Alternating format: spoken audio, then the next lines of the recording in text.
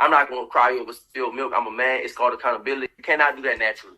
At 140 pounds and to blow up 25 pounds overnight, every doctor, every medical person, they say you cannot do that naturally. You have to have IVs to do that.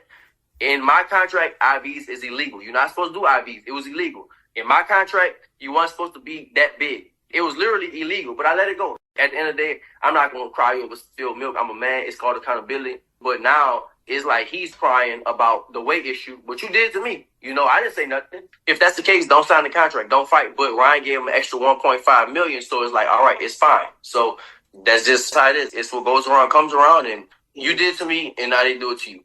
Well, it sounds like Regis is crying a bit. He's saying Devin's crying, but he's not crying. Taking it like a man, like how he's phrasing it, means you would have just took your L and not said anything. Because the science that he's putting forward about illegal TUEs may be correct. But can he prove that Devin weighed more than what he was contractually allowed to? Can he prove it? Or that he used TUEs? Because he said it's literally illegal. No, you see, it can't be literally illegal. It has to be illegal. No literally, no prefacing of what you're saying. Not literally, but illegal. And that's that. Are there any accurate receipts of Devin's rehydration weight? We know Ryan flunked the weight by 3 pounds. We know that. And Denzel Bentley agrees with Regis that, yeah, the only way you can put so much weight on after a weigh-in is with illegal IVs. And Denzel says, only those who don't box think this is legit. Now, is Denzel going off opponents he's faced, who he suspected wasn't doing the weight legitimately, in his opinion? Like Felix Cash, for instance, who looked huge against Denzel and gave Denzel a bit of a beating in a fight I predicted Denzel to win. Now, this is a serious topic. This weight bullying topic is arguably a more serious topic than PEDs in the sport.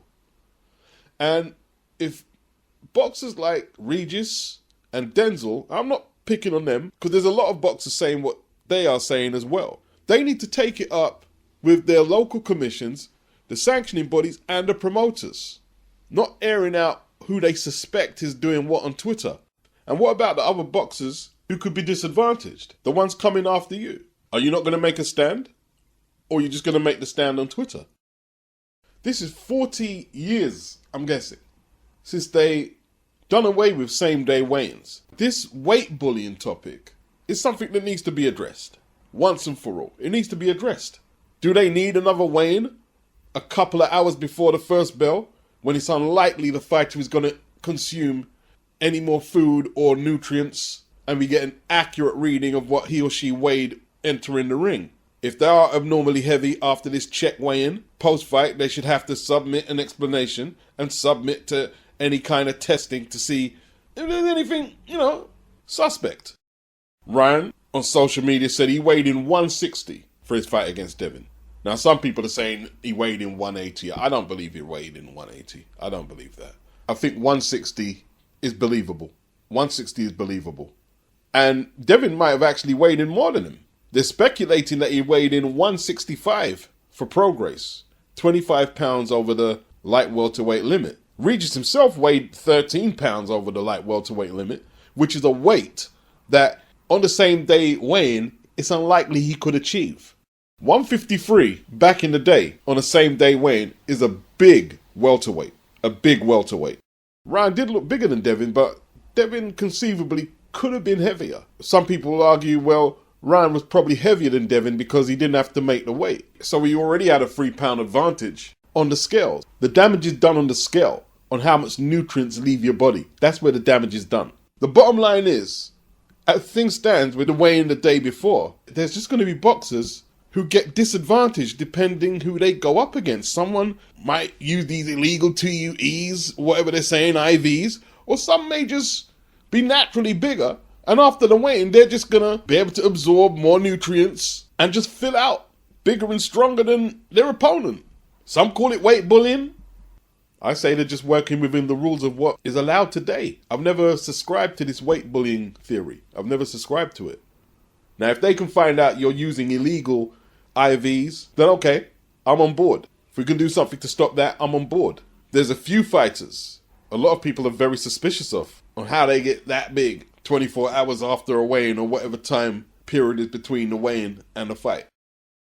Shakur Stevenson replied to Ryan, who said that Tank beat Shakur, by saying, "Why, because he sat you on your ass? Blah, blah, blah, you cheat," insinuating that Ryan cheated against Devin. And then Shakur was reminded that he conceded his 130-pound title, super feather, when he came in over the weight 1.6 pounds over the limit against Robson Conceição, the Brazilian. You know, and how do we know he didn't do that deliberately to get a bit of an advantage in that fight? Although he didn't look good in that fight. Ryan made it count a little more than Shakur did. Let's say that. And here's the thing. There's a lot of focus on Ryan not making the weight, missing the weight by 3 pounds. But yeah, Shakur did it. Loads of fighters have did it. The difference is Ryan was bragging about not missing the weight. That's why there's been so much focus on this. Let's not forget, he's not a world champion today.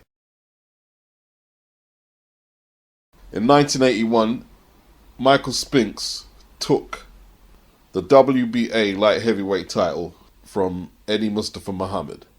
15-round decision. He dropped Muhammad once. Muhammad apparently spent a long time in the sauna getting the weight off. And the rematch was in 1983. And he was struggling to get the weight off. He had 2 pounds to get off. The weigh-in was 8 a.m. in the morning, same day weigh-in, and he wasn't prepared to try and take the extra weight off. He believes the scales were fixed and that he made the weight. And I think he suspected it was a stitch-up, like the first fight, that the scales were fixed. Butch Lewis, Michael Spinks' promoter, he was out around 200 G as a result.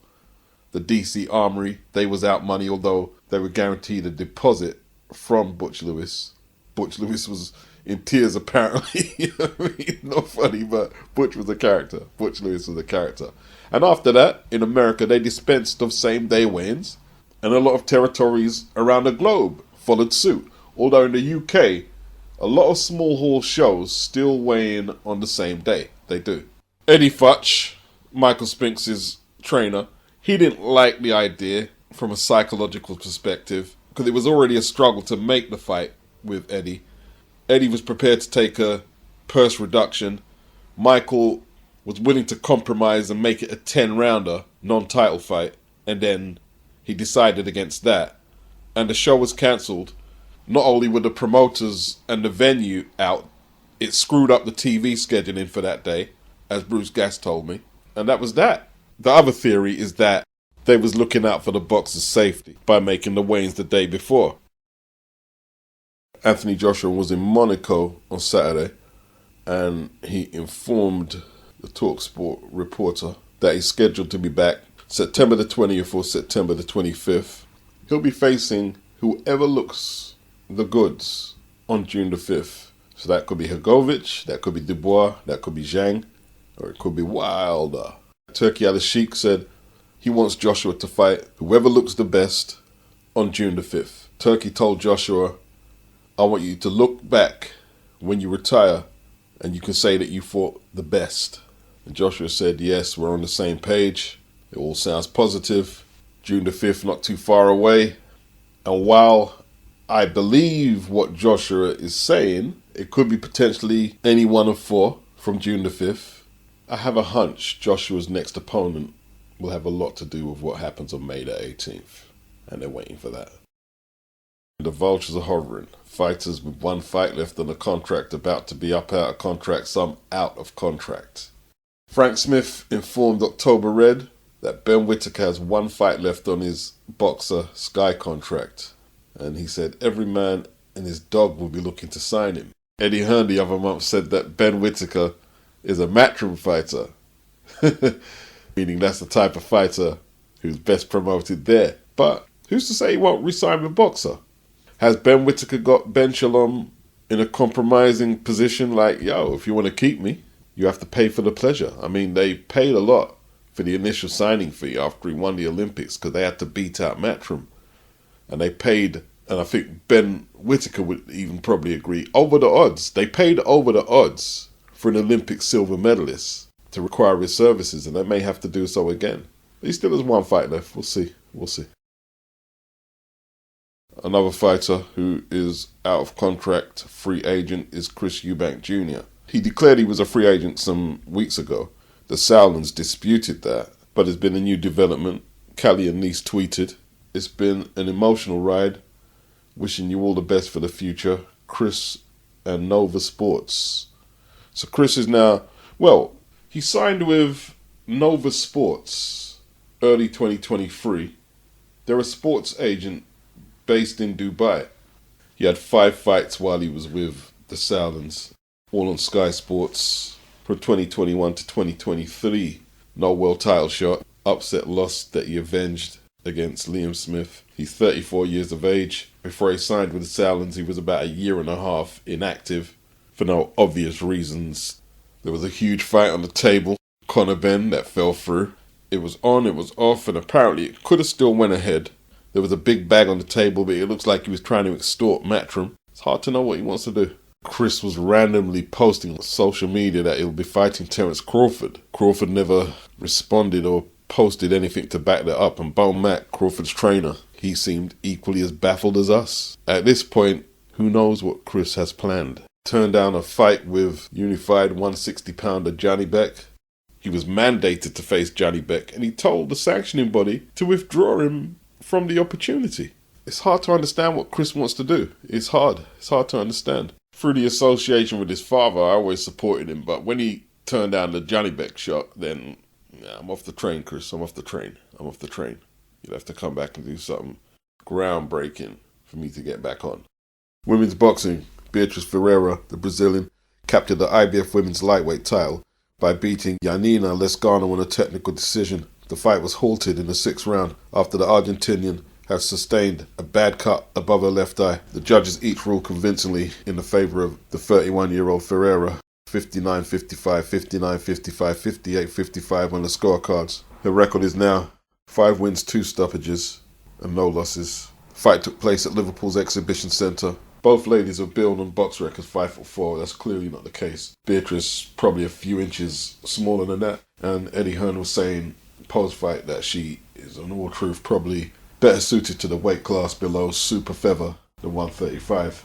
But her two-handed punching and ability to cut the distance down on a taller opponent was pretty impressive. And she battered Lescano after taking her time to find a range.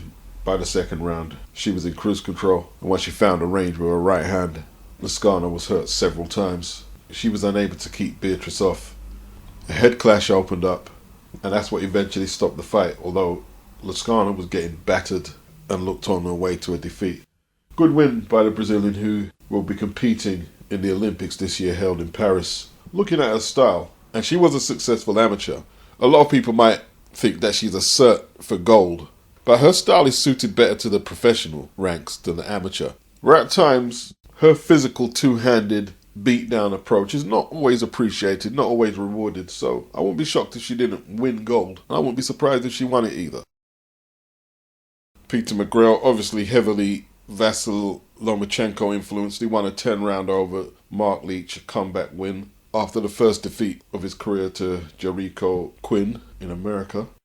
I believe this was an eliminator for Dennis McCann's British Super Bantamweight title, and that would be MATCHROOM versus Queensbury. Good matchup. It could end up on the Wembley card, where they're going to have another MATCHROOM Queensbury event, I believe. Perhaps on the same card when Anthony Joshua returns.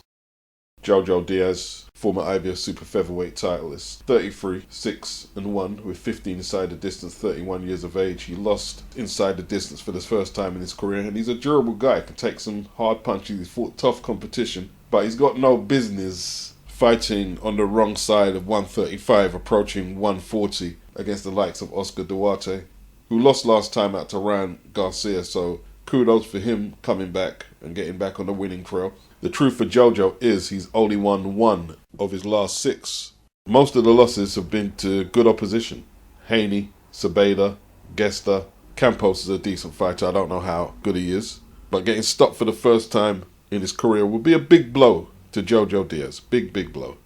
His problems is he can't get back down to 130. Probably couldn't make 135 safely to fight at championship weights. And he's taken a lot of punches. He tried to go back to rolling punches of his shoulder, moving, countering, but he couldn't keep Duarte off. Duarte looked a heck of a lot bigger than Jojo, a whole lot, and he was bigger. In my opinion, it was relatively competitive in the first 4, but when Jojo shipped that big right hand in the 5th, and it didn't matter if he tried to roll punches off his shoulder or use the earmuffs, he was getting hammered, and Duarte was getting off with combinations. And they spoke to his trainer, Robert Garcia, in between rounds, and he said Duarte has improved his head movement, and while he's never going to be Pernell Whitaker, yeah, when he got up close, he moved his head, got his shots off, and in the 9th, Diaz back against the ropes, Duarte teeing off, the referee jumped in, Diaz voiced his disapproval to the referee, but as soon as the referee jumped in, Diaz's corner threw the towel in. They had seen enough as well.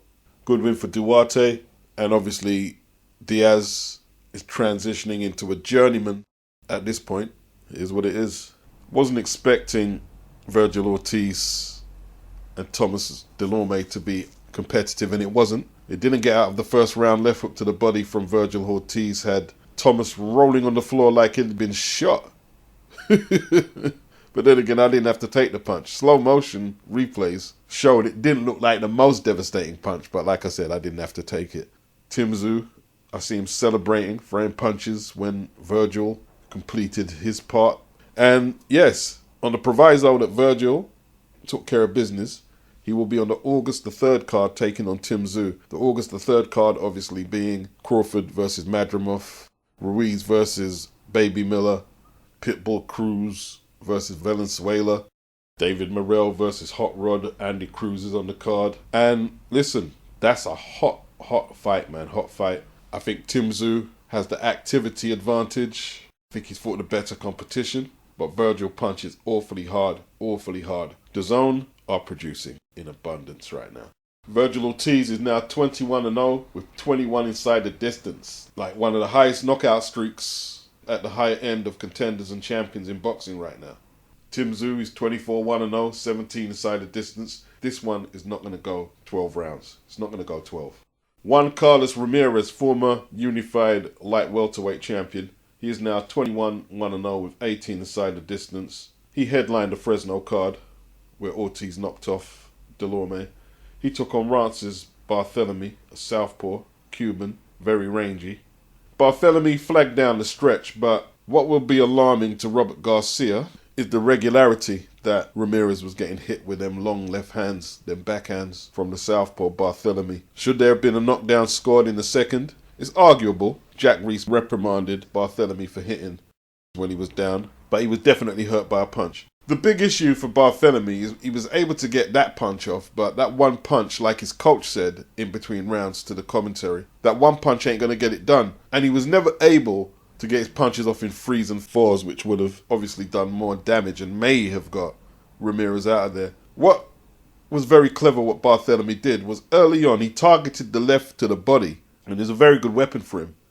And then he started bringing it up to the head around maybe late 2nd and 3rd round, and he was doing some serious damage with that punch. They both worked to the body very well. Ramirez showed he's got a very good chin because he was hurt on several occasions from them long left backhands, but he just walked through them and kept ploughing through the danger zone. The 9th round was probably Ramirez's best round. It was an onslaught, and it looked like Jack Reese was going to jump in there a couple of times, but Barthormely showed a lot of mettle to get through that, and the 10th round was relatively competitive. Ramirez has only had 2 fights since his points victory loss for the undisputed light welterweight titles in 2021, where he lost to Josh Taylor, and he needs to get his activity up and definitely work on his defense. Ramirez was well worth his points victory. All in all, a very good Golden Boy card, and they do produce a lot of good cards. And with that, I'm gone. Ghost, peace, sayonara.